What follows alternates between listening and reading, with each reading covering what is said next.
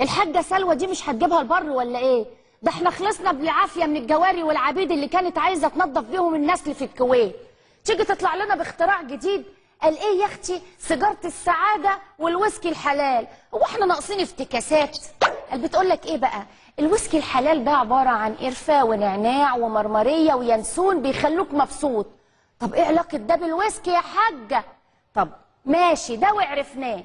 ايه بقى حكايه سيجاره السعاده دي وايه المقادير بتاعتها؟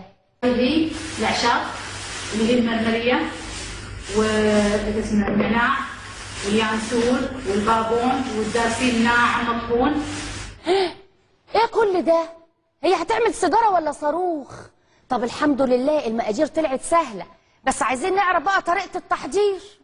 انا شارب سيجاره بني بني حاسس ان دماغي بتاكلني. انا شارب سيجاره بني حاسس ان دماغي بتاكلني. قاعد في الحاره بصحى. هذه يعني انا جربتها اليوم على اساس اشوف شنو هل فيها مضار، هل تخنق، هل لقيت انها رهيبه. جربتها ولقيتها رهيبه. ده انت شكلك خبره في الرال يا حاجه.